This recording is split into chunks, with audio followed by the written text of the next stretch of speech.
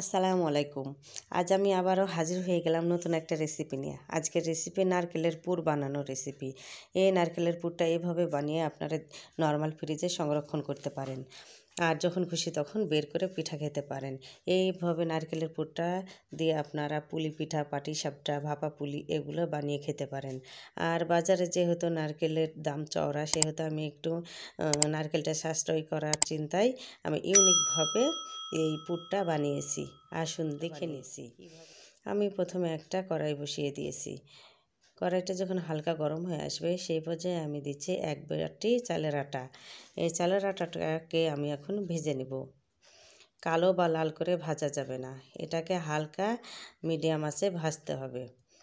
কিছুক্ষণ নেড়ে চেড়ে ভাজার পরে দেখবেন আপনি চালের আটাটা ঝরঝরে হয়ে এসেছে।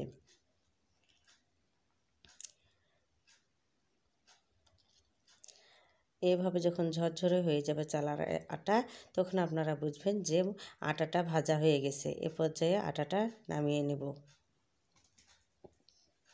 তারপরে আমি এখানে দিচ্ছি 1 বাটি নারকেল কোড়া, আর দিচ্ছি 1 বাটি খেজুরের গুড়। এই মিষ্টিটা আপনারা কম বা বেশি করে নিতে পারেন। যেহেতু আমার এখানে আটা যাবে সেহেতু একটু মিষ্টির পরিমাণটা বেশি রাখতে হবে। আর আমি এখানে ফ্লেভারের জন্য দিচ্ছি কয়েক টুকরো দারচিনি, এলাচ আর তেজপাতা। এখন এভাবে উপকরণগুলোকে মিশিয়ে নেব। এখন গুড়টা গলার জন্য আমি এখানে সামান্য পরিমাণে পানি দেব। পানিটা দিয়ে ভালো করে নেড়েচেড়ে, যেহেতু গুড়টা আমার মোটা করে কাটা আছে সেহেতু পানিটা লাগবে। গুড়টা এভাবে গলে গেছে, এখনও কিছুটা গোটা হয়ে আছে। আর আমি অফ ক্যামেরাতে কিছুটা পানি আবারও দিয়ে নিয়েছিলাম। যেহেতু আমার এখানে আটা যাবে সেহেতু পানিটা একটু লাগবে। তারপর আমি অল্প অল্প ভেজে রাখা আটাগুলো দিয়ে ভালো করে মিশিয়ে নিচ্ছি। একসঙ্গে সম্পূর্ণ আটা দিতে যাবেন না, এতে দলা পাকিয়ে যাবে। তারপর অল্প অল্প আটা দিয়ে আমি এভাবে করে মিশিয়ে নিচ্ছি। আর আমার যেহেতু এখানে আটা দিয়ে আছে, আরও কিছুক্ষণ আমাকে রান্না করে নিতে হবে।